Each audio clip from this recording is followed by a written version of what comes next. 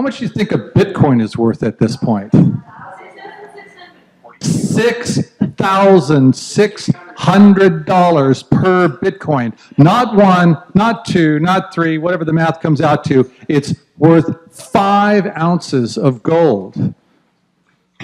That's astounding. As an investment opportunity, as an asset class, Bitcoin is taking over. And rather than having me make a big deal out of it and lecture you guys about it, I invited Caterina Rindi here, a specialist in Bitcoin and blockchain technology. Ladies and gentlemen, Caterina. Hello, hello. Hi, thank you for having me. My name is Caterina, and I am thrilled to do my best to talk to you about Bitcoin blockchain. It's a very complicated and interesting and fascinating and super exciting technology, and I have about 15 minutes, so I'm going to do my best. Oh, you got more than that. Go ahead. Or more. Maybe I'll go over. But I'm gonna simplify a lot of the details around it to try and make it understandable. Mark told me that not a whole lot of people own Bitcoin. Raise your hand if you've heard of Bitcoin. Excellent. Now that I've told you about Bitcoin. Raise your hand if you've heard of blockchain technology. Super. Raise your hand if you know what an ether is. Okay, great. So, I'm going to start with sort of basics, and then after me, Zane Witherspoon will speak. He's over there in the back, and he's going to talk about Ethereum. And though I'm talking about the Bitcoin blockchain, now there's many, many other blockchains. So I'm going to just generally introduce you to it, and forgive me if there's some overlap for what you know already, but hopefully you'll learn something. So, about me, my background is in education. I taught elementary school for about 10 years, bilingual kindergarten and first grade, so anybody can get into Bitcoin, I think is the answer to that question. And then I ran nonprofits around educational nonprofits, tutoring, and I wrote curriculum. So I came from a background of just, non-technical basically, and that's how I've approached a lot of this. I got involved in the peer-to-peer and sharing economy in about 2008, 2009, 2010. 2008, financial crisis hit. This really all comes out of that climate, which I'll speak to some more. And I too, in 2008, 2009, realized I needed to do more with what I had, with the resources I had. So I started sharing my car. I was the first person in San Francisco to share their car with my neighbors, with complete strangers. At the time, that company was called Relay Rides. Now it's called Churro. And it was right around when couch surfing was blowing up, Airbnb was coming out, Lyft, TaskRabbit, a lot of these peer-to-peer companies were starting. They were starting in San Francisco, but this kind of peer-to-peer sharing has been happening all over the world for years. So I took off and I decided I wanted to go see what else was going on in the rest of the world. And I ended up in Europe for a while. I have family there. And I went around speaking to people about car sharing and other peer-to-peer resources and technologies. And I met up with some folks that were doing a Bitcoin startup. And I'd heard about Bitcoin, I'd read about it, but it was all pretty much over my head. So I agreed to join them in the startup. I'd done nonprofits and startups at the very beginning of all of these for quite a while already. And so I joined these fellows, and we traveled around city to city in different countries in Europe, and I got really good at explaining what our technology was, what the technology is, and that's basically how I got into the space. Now I also do some work in corporate social responsibility and impact. So that's generally my background, my website, and then one of my main clients. Uh-oh, wrong direction.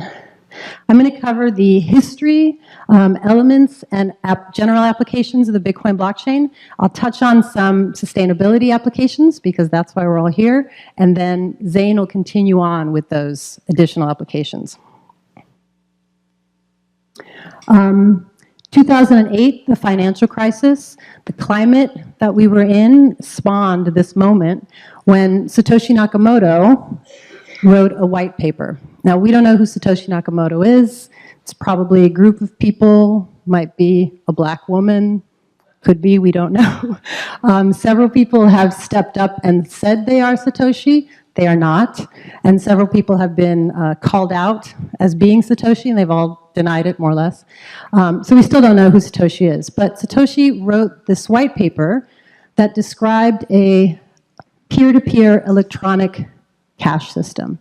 And what Satoshi was proposing was a digital currency that was not run by a bank or a government or a corporation. It was run on math and cryptography and a network, and consensus. And Satoshi designed a system that actually worked. And Satoshi wrote a white paper, uploaded the software onto the internet, and the software is now running on the internet. Anybody who wanted to download it and use it could download it. It's completely open source, so you can see the code. It's maintained by a group of more or less volunteers that contribute to the software, help upgrade it, but each update needs to be approved by various users and nodes and maintainers of this network. So this is a system that it's sort of brand new, right? We're talking about no one person making decisions. We're talking about peer-to-peer networks, and it can't be stopped. If one country says, we don't want you to use this, well, it's on the internet. Like, you can turn off my internet or you can turn off my electricity, but otherwise, it can't really be stopped. This is the actual white paper. This is also available. All of this stuff is online, easy to find and read. It's pretty complicated stuff. But the point is that when Satoshi wrote this, they wanted everyone to be able to use it.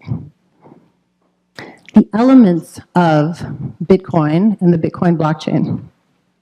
So Bitcoin is a digital currency, as I mentioned. It does not exist in any concrete physical form. It's a token that was created by a software program. The program was written to have a finite amount. Only 21 million Bitcoin will ever exist. Now this means that it hedges against inflation, which you see in a lot of countries that can print up their own money. And it's divisible up to 8 decimal points. So even though one Bitcoin today is worth $6,600, you don't have to buy one whole Bitcoin to get involved. You can buy $30 worth, or $5 worth, or $2,000 worth. So you can buy it in very small amounts. It's a global decentralized ledger. And I'm going to keep coming back to that. It's worldwide. So even if all the power goes out in California, you know, there's still going to be someone running the Bitcoin blockchain network in China, or in Australia, or in Uzbekistan, you know. And it's decentralized, meaning it's not just controlled by one central point. And this, again, is one of the key elements that was written into this, and that is going to make this technology really, or is making this technology really powerful. It's cryptographically secured, so we're talking math and we're talking codes. Now, I'm not going to go further into this. Zane can talk some more about what that means, but all of this is encrypted. And to this day, the actual Bitcoin blockchain itself, excuse me, has not been hacked. There's ways to lose money, and they're mostly due to user error or fraud or corrupt individuals, but the actual program itself has not been hacked. The way that it was written by Satoshi, you as an individual hold the money yourself. Your bank is not holding the money. This is really important. You hold the private keys. It's like a password and then more. And this was a key point because if you live in a country like Greece, where the government is struggling and suddenly decides it needs to take some money out of the banks to use, and as an individual you can't pull out your own money, you're out of luck. Or in certain governments that have really high inflation rates, your money isn't even worth anything. So the fact that as an individual you own and control that money yourself is really key. Mark was showing that he had a Bitcoin on his phone. It can be stored on a phone, it can be stored on physical devices, it can be stored in the cloud, but the point is that only you can access it. The danger of this, of course, is that if you lose your private keys, it's gone. And in fact, I don't know the actual numbers, Zane might know, but there are a bunch of apparently zombie Bitcoin in the world, which is Bitcoin that was in the network at some point, but the private keys were lost, and so you can't access it anymore. So it's just kind of laying there semi-dead. Again, because this is not a currency that is run by the bank, you as an individual own your own Bitcoin, there's no intermediaries. So I have a Bitcoin wallet, Zane has a Bitcoin wallet, I send money directly to Zane. I don't have to pay Bank of America fees, I don't have to pay credit union fees. There are fees for using the network. When this was originally created, those fees were negligible. They were very small.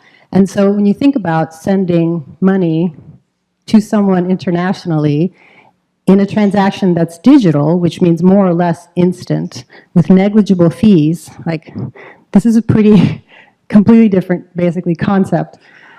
And lastly, Bitcoin wallets or accounts basically are a string of letters and numbers. So your name is not necessarily attached to it. So when I send a transaction to Zane, my wallet sends this amount of money to that wallet. And I don't necessarily know, who else has control of that wallet. I just have to trust Zane has told me that this is the wallet address.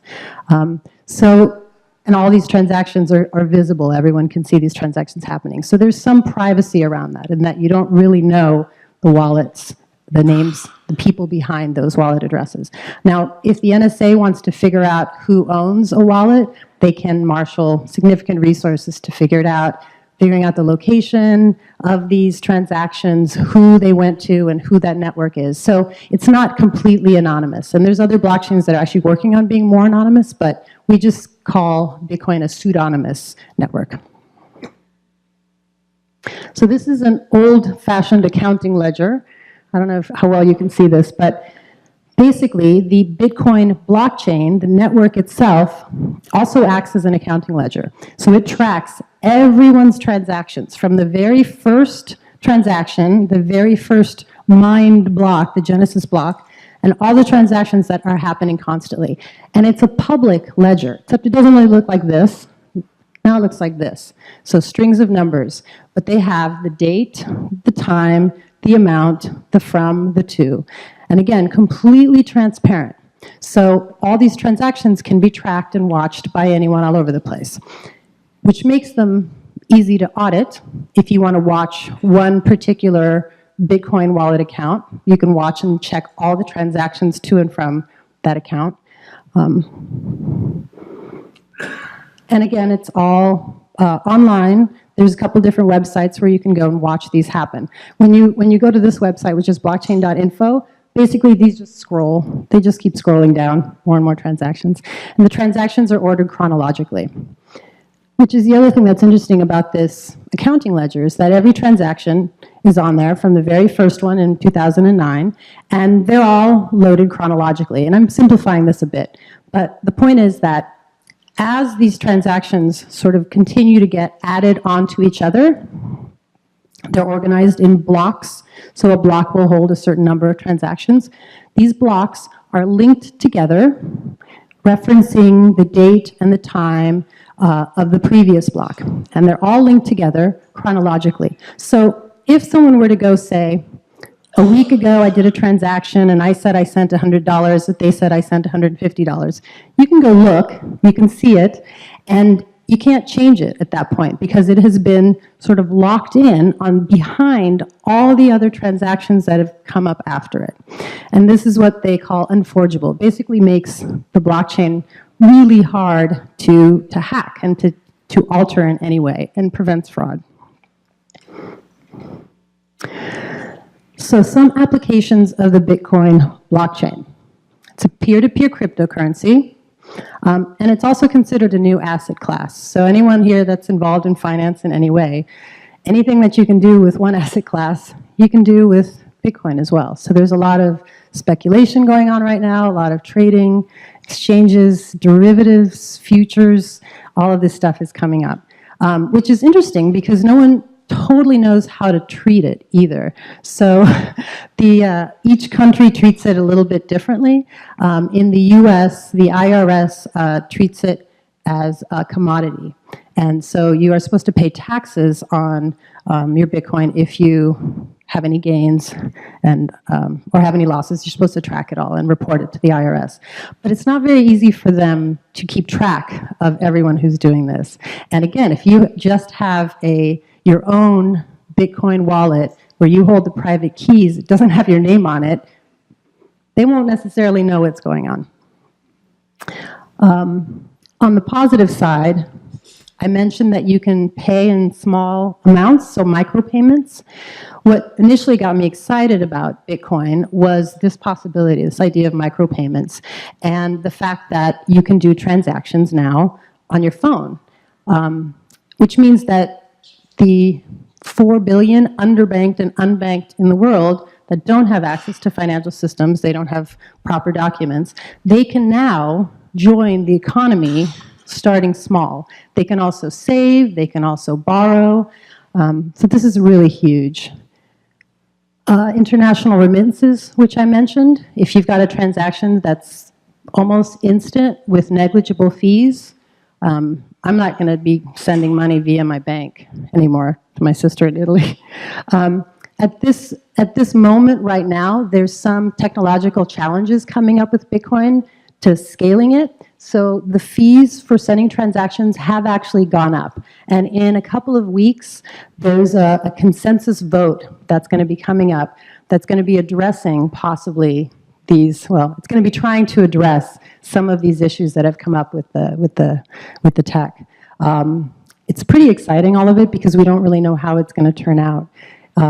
Because all the decisions have to be made via consensus, and the network is spread out, over hundreds of countries all over the world, or over 100 countries all over the world. The decision making looks really different. It's not one centralized decision maker.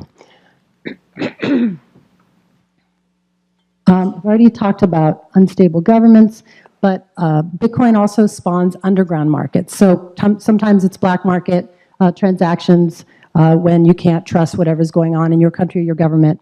Other times it's illegal products, so they're harder to trace, though cash is still the #1 currency of choice for illegal transactions. And then Zane will talk a little bit more about the decentralized apps.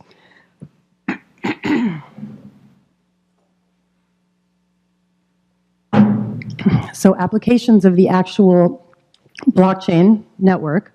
I've mentioned some of these already. Banks and financial institutions are actually looking at the technology and finding it quite interesting and appealing. And in fact, they're creating their own permissioned distributed blockchains. So they're actually closed blockchains. They're not open to the public like the Bitcoin blockchain, but they are more efficient for the transparency and for running audits and for not having a central point of failure. So the technology is being applied in different ways. The Bitcoin blockchain specifically is being copied and used in different ways. Notarizing without notaries. I showed you the snapshot of the ledger. If I can send a transaction to someone and the date and the time, oh, thank you so much.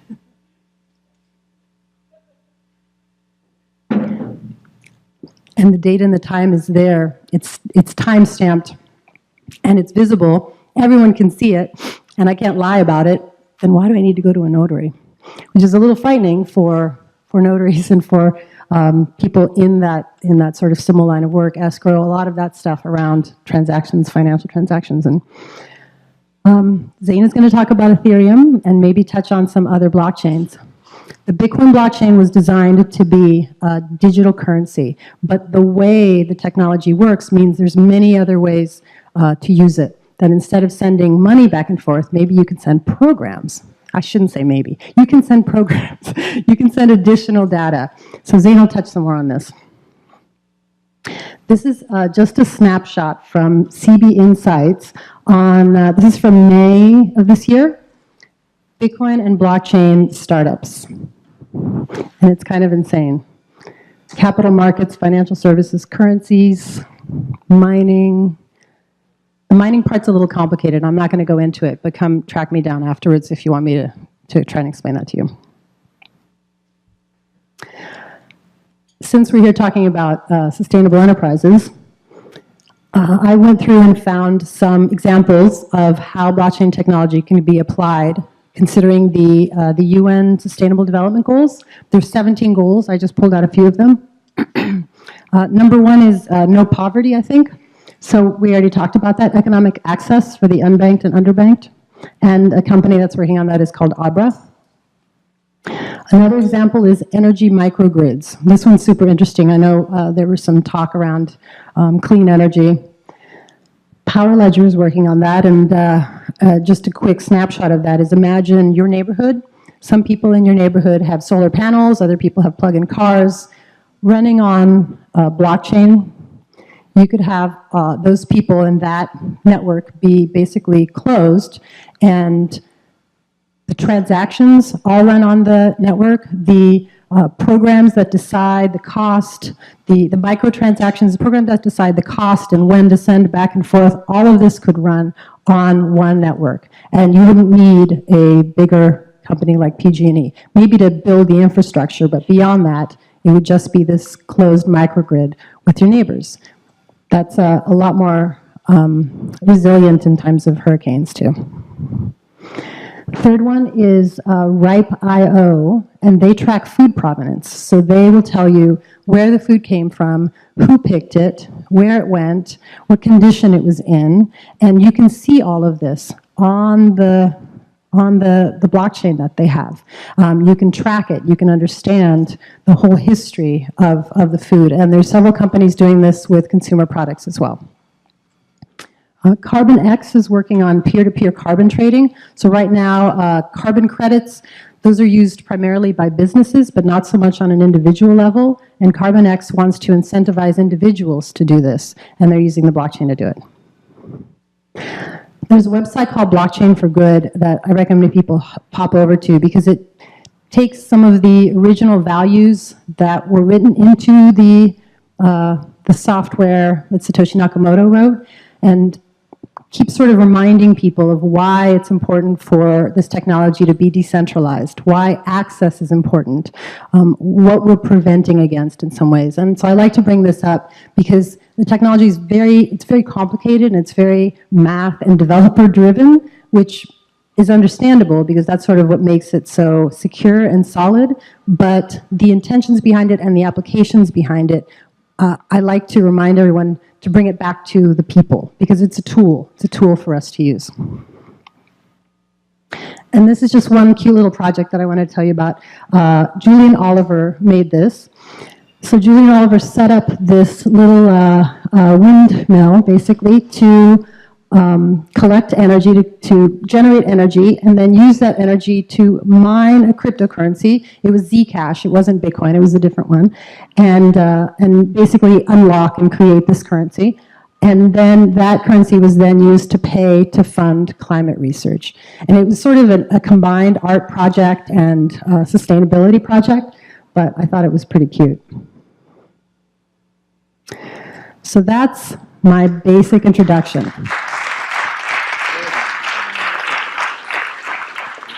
These slides are available at that link right there, so you can go grab them.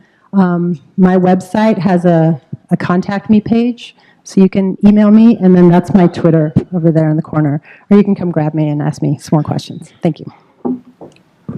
Questions for Caterina? She's got the microphone. Oh, right there. Hello.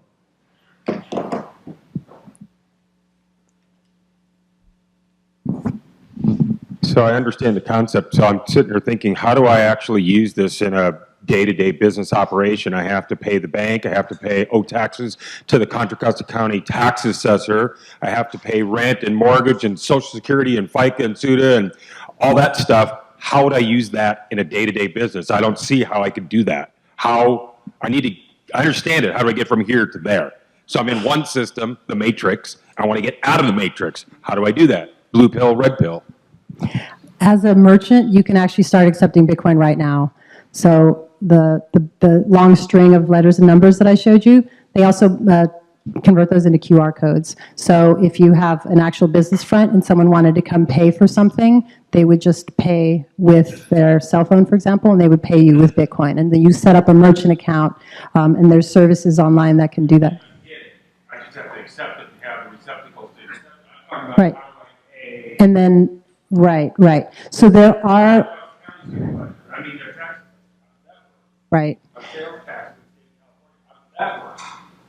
Yeah, well, you can try and talk them into accepting Bitcoin. It's actually going to be a good investment for them. Or you convert it back to dollars until they, clue in and catch up. We aren't. That's the point, that this is new technology. Let me just take a second, and we got to move on. Thank you very much, Caterina, because I do want to hear from Zane. Where's Zane? Right there. Let's get you queued up, and while you're getting set up, thank you. Round of applause. Yes. Just to go through the process, when you go down to Starbucks, you buy your Starbucks with a credit card, right? And you walk away with the coffee. But that transaction has to go from the cash register to their bank, to the credit card service, to the merchant account, to the other merchant account, to the bank and back, and there's a fee every step of the way, and processing and everything else. This is just wallet to wallet. Done. Exchange. And so what can you buy with Bitcoin? You can buy Overstock.com takes Bitcoin. You can buy tickets to the Celtics games. You can purchase it on Virgin Airlines. You can use this. There are houses being sold for Bitcoin. The acceptance is going up. We're still early, but you're going to see this, is that real businesses are accepting this as an alternative form of currency. And here is Zane Witherspoon from Dispatch Labs, your own project, and also the San Francisco Ethereum group, to talk about Ethereum as another alt currency and smart contracts. Zane. Yeah. So I also accept Bitcoin. You got a whole Bitcoin. That'd be honestly, anytime that someone offers to pay you in cryptocurrency, just life advice, investment advice, take it. I'm Zane, and I'm going to tell you guys about Ethereum. That's my topic. That's part of what I specialize in. I organized the San Francisco Ethereum meetup, which is how Mark tracked me down. I really appreciate Caterina's briefing on blockchain and Bitcoin, because that was really, really foundational to the multitude of currencies that have been built since then. Not just Ethereum, but there's tens, if not hundreds of thousands more of them at this point. Ethereum is the second most valuable, so that's why we're talking about this one, and that's why it gets a lot of attention in the media and stuff like that.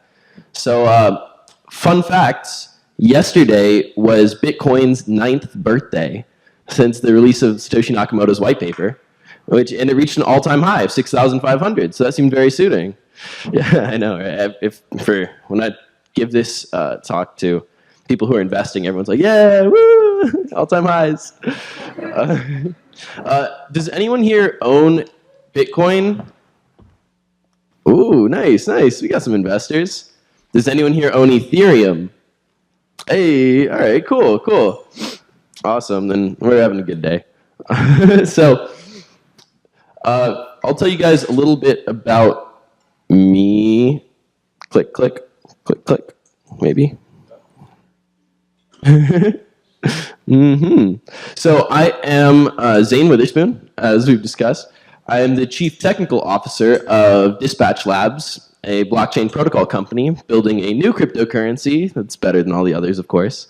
And also, here we go, founding partner at blockchain services company The Bureau, co-organizer of the San Francisco Ethereum meetup. I sit on the board of advisors for Rakugo, Referium, GIFs, and Serendipia, several blockchain startups based out of California.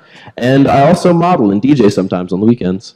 Here's me DJing at the State of Digital Money Conference down in LA, going by the tag ETH Ledger, which is a double entendre, a really, really nerdy one. It's pretty. Here's just some logos that I'm associated with. There's the DJ name up there, Dispatch Labs, the Bureau, San Francisco Ethereum, Happy Chain, GIFs, Serendipia, et cetera, et cetera. So I spend a lot of time with blockchain. When Mark asked me to talk about Ethereum and dApps and smart contracts, I had to try and figure out in like 10, 15 minutes, what are the most important things that I can offer in terms of knowledge. So I tried to distill it down. We're going to talk about what Ethereum is and how it's different from Bitcoin. We're going to talk about what smart contracts and dApps, that's distributed applications, distributed apps, dApps, and how they can be used for sustainability. And because I think this is one of the most fun topics in the space, we're also going to be talking about what ICOs are, initial coin offerings, and how we can fund our new sustainable initiatives. So, jumping in, Ethereum is a blockchain protocol, much like Bitcoin. It was based off of Bitcoin's white paper and their technologies, but expanded to have a lot more functionality. It's sort of like foundational technologies. First there's the internet, then there's the browser, then there's all these applications being built on top of it, and they just kind of go deeper and deeper. So Ethereum was like another stack on top of what Bitcoin already accomplished. It was made with the intention of not just serving a single use case of being cash that you can move from person to person in a peer-to-peer manner, but being more general for use cases of any kind, moving data around, moving, I don't know, sending pictures of your cats around from person to person, escrow. There's all sorts of really cool distributed applications being built. A lot of them are built for sustainability, which is really cool. I've got some examples coming up. And Ethereum is about 2.5 years old. It launched in July of 2015, so it's still a startup. We do know who created it, unlike Satoshi Nakamoto. This was founded by a team, the Ethereum Foundation, who is currently developing more and more advancements in the technology. So there's this distinction between Ethereum, which is a protocol, and Ether, which is a currency. They're very often used interchangeably. No worries if you mess it up. But Ether is a cryptocurrency. It's what powers the Ethereum network. So you have to have Ether to use those peer-to-peer applications, those dApps. And Ether is up about, this is a fun number, 97,000% since its launch in 2015. So that's a pretty decent investment, you know. So this is what it looks like. The price was about 33 cents when it first launched. And 2017 was a very good year for Ethereum. It's a little bit volatile, as cryptocurrencies tend to be. But right now, the market cap stands at about $29 billion, which is second to Bitcoin's market cap at, I think, around 60, 50 billion, somewhere around there. So it's catching up. Even though it's less per coin, there's more of them. So the market cap is really how you want to measure that. 29 billion, still not quite Uber level of a startup, but it's not bad for 2.5 years, you know? All right, so the differences between Ethereum and Bitcoin. Bitcoin was really, really great as a groundbreaking way to move cash around from people in sort of anonymized ways. They don't have to go through banks or governments and a lot of those strong talking points that Caterina was talking about. But it was really, really tough to work with technologically, especially for programmers who wanted to do more general things. So the Ethereum Foundation saw this was a problem and they wanted to make it more general use cases. So they came up with a concept that we call smart contracts. Smart contracts are code that you actually write into the blockchain. So everybody is running the same application on their own devices, but instead of talking to a central server, they're all talking to each other. It's like Facebook is on your phone. We all have the same Facebook app. But instead of connecting us to the Facebook server and transmitting all of our messages there, these decentralized apps through the smart contracts have us all talking directly to one another. So smart contracts are faster, cheaper, and more secure than traditional systems. Definitely more secure than, say, Equifax. Where there's not a single point of failure. If someone gets hacked through whatever user error, it's only that one person compromised instead of the whole system. and certainly faster and cheaper than a lawyer in real contracts. And it is the killer of middlemen across industries.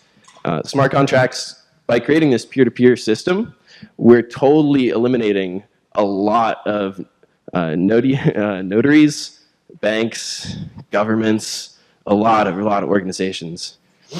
So this is a kind of abstract concept. So I'm going to give you guys some sustainable examples to help solidify. Click, click. Weird. In and out, you know. All right, so actually, Caterina picked like a lot of the same projects that I did, just because these are such prime examples. So we've got Grid Plus, talking about these microgrids, which is really exciting. Imagine, since hopefully soon we're all going to be generating our own electricity and enough to sustain ourselves and others, instead of selling it back to a power company like PG&E, it would make a whole lot of sense just to sell it directly to each other. And so there's already companies working on projects like this. Grid Plus is one of them. Carbon X is the exact example Caterina gave, where you can actually trade these carbon credits between ourselves on the blockchain. And SKU Chain is a really cool one for tracking supply chain.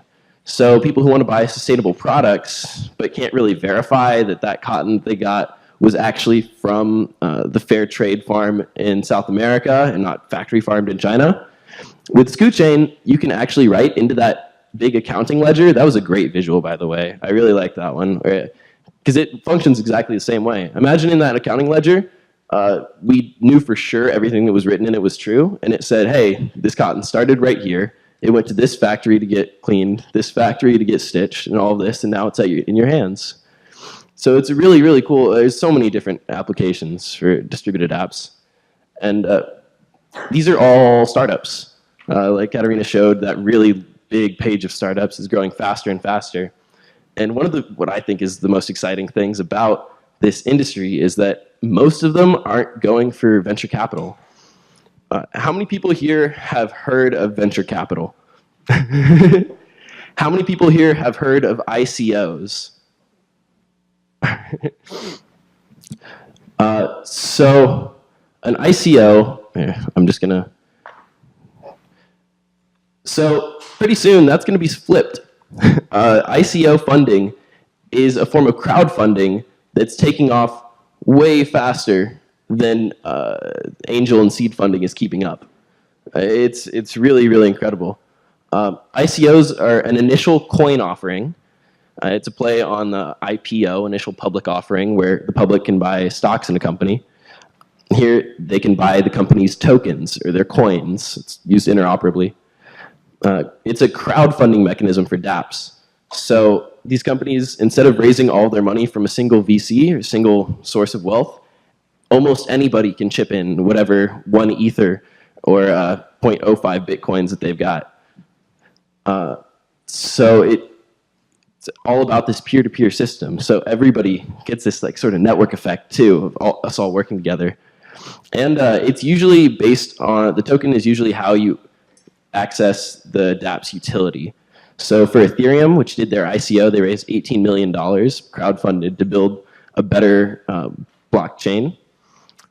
You need some Ether if you want to make exchanges write stuff to that ledger. So it usually has something to do with the utility of the dApp. It's really crazy how much these companies are raising. Based on the return on investment that you get, it makes some sense, but the numbers are astronomical. There's startups in the blockchain space already worth multiple billions of dollars. It's kind of ridiculous. These are some of the more popular ICOs that have happened. We see Ethereum over here in 2014 raised 18 million. Status is a blockchain for mobile development, raised 100 million. Bancor raised 156 million. They sold out in 45 seconds or something insane. Tezos up to 232 million. And you're wondering, why would people put so much money into startups that have no proven track record? A lot of them don't have anything really built yet. And it's because if you pick the right ones, you're making a lot of money. You can see some of these numbers just don't really make sense. The Ethereum was about 31 cents when it was first offered, about $297 today. That's a pretty good return on investment over about 3 years. Neo is supposed to be the Ethereum of China. Not all of them do as well as these, but they can be very, very lucrative. So people are really excited about ICOs. They're trying to throw in money at anyone they can because there's so much growth potential. The entire market cap of all cryptocurrencies right now sits at around 160 billion, I think. So it's still not that big relative to banking and a lot of other industries. So people see that we're still relatively early, even though Bitcoin's been around for like 9 years now. The market has so much more room to grow. Cool. All right. That was a lot of information I just downloaded to your brains. So just to cover one more time, we've got what is Ethereum? It's a cryptocurrency. It's a blockchain that's building on Bitcoin's protocols. Smart contracts are the way you make distributed applications, which are new forms of apps where there is no central server, but we're all communicating together in a peer-to-peer fashion. And ICOs are the new crowdfunding mechanism for these blockchain startups. All right.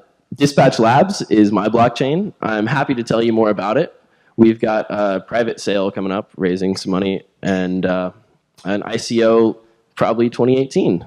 So feel free to contact me, Zane at Dispatch Labs. Thank you.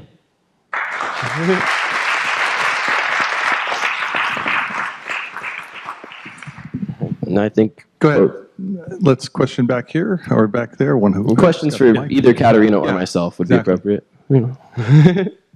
Yeah, I was wondering, I've been working on election integrity and, that these election machines all over the country, you can't really verify them. So I'm excited. I know that there's some work on blockchain being used as a way to verify elections, BitNation.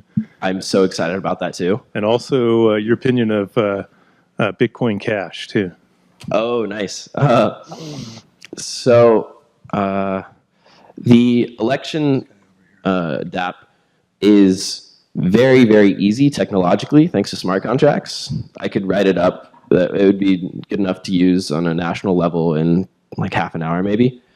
But getting it implemented, getting it adopted is really the challenge. That's the challenge that a lot of this is facing because people have to have access to private keys, which they still don't really understand what that is yet.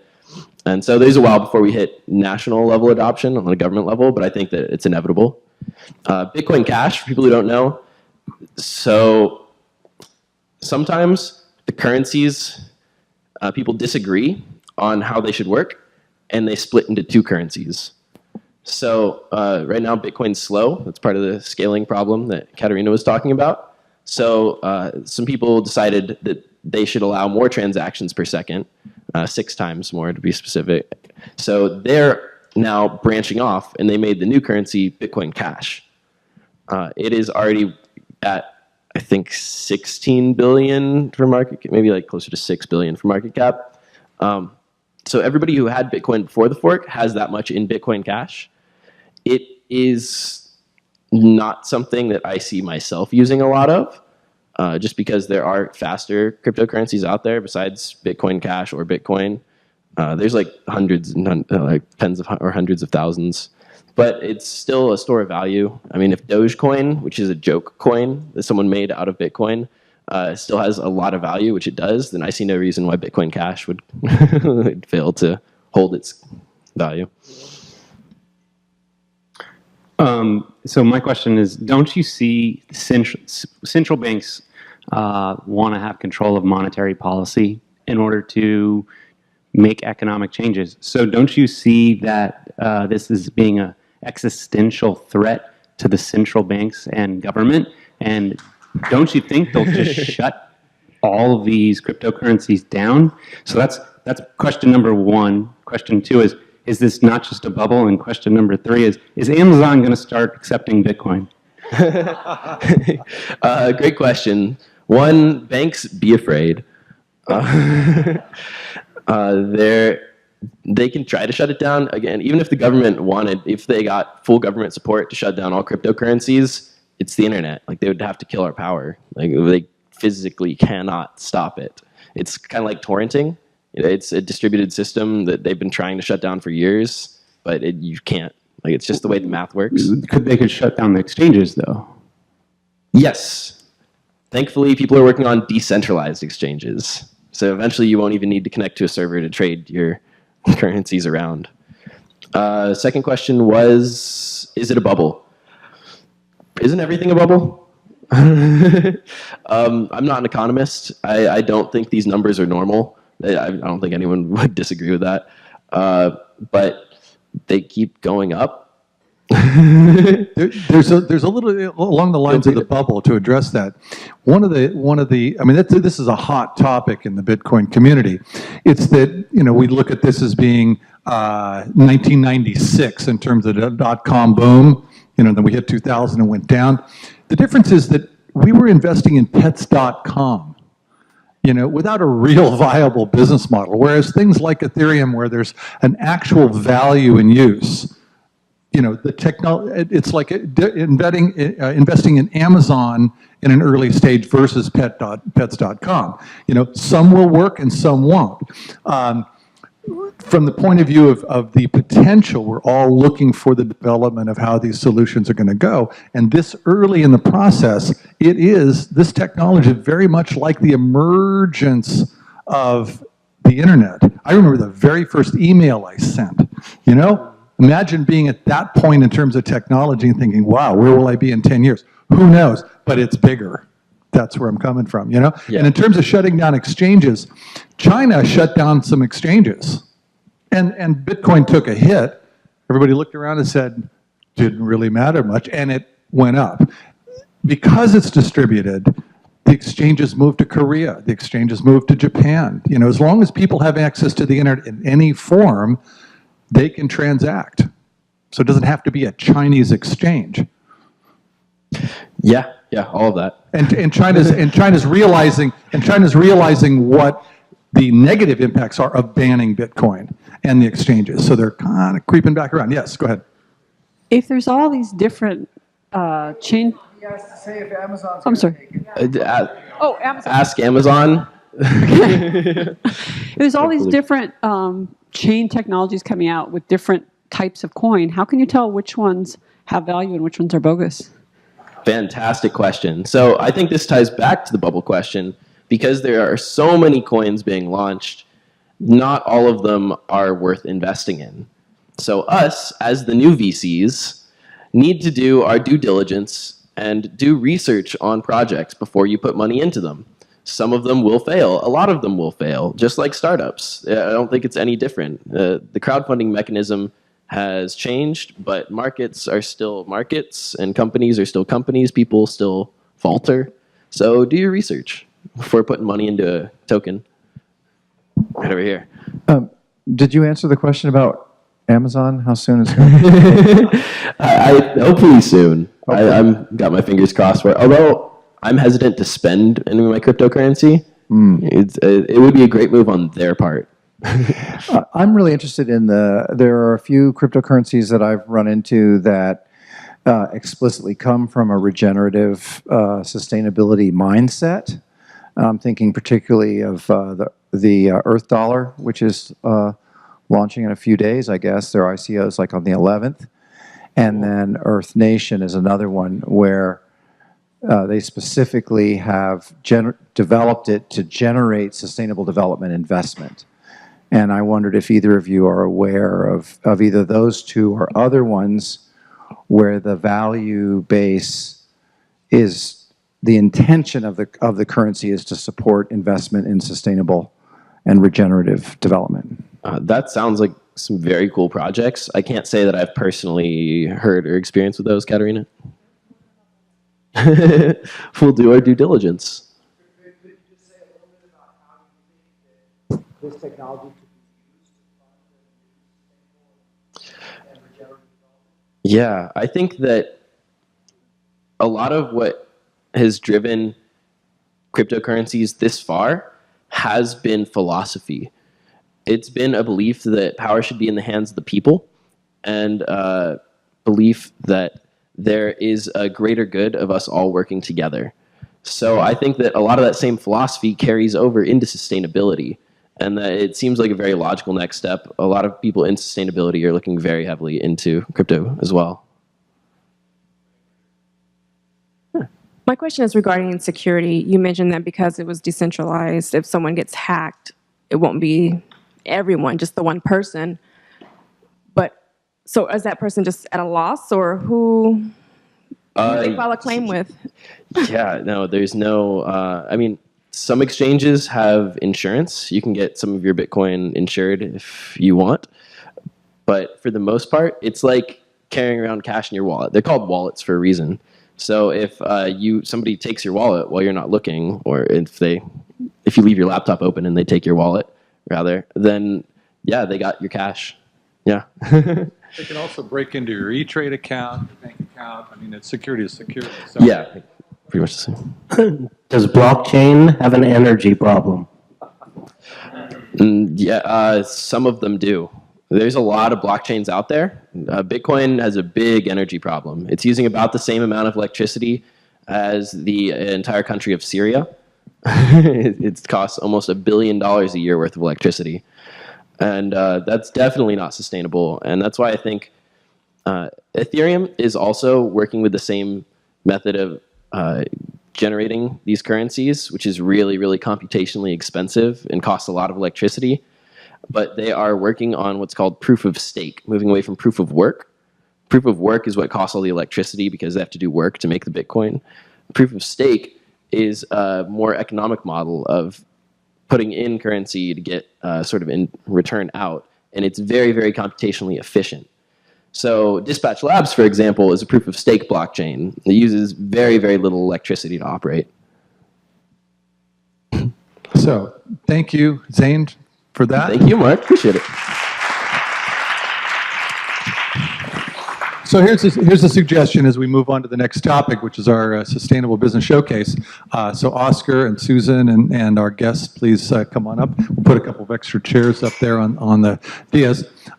If you're going to get involved in this, take some money that you really don't need and invest in very small pieces, because all of these currencies breathe. Sometimes they go up, sometimes they go down. The overall trend is up for most of them. Be careful, do your due diligence like anything else. Don't invest in pets.com. Don't invest in some of these other ones. But it is coming, and we may not see the impact of this for 5 or 6 or 10 years. But in countries like Nigeria, where the unbanked are now able to do transactions, we're seeing actually more impact in third world countries than we are here. It's creeping from the third world environment more into us. It's usually the opposite direction. So from a sustainability perspective, providing financial services for the unbanked is a big deal.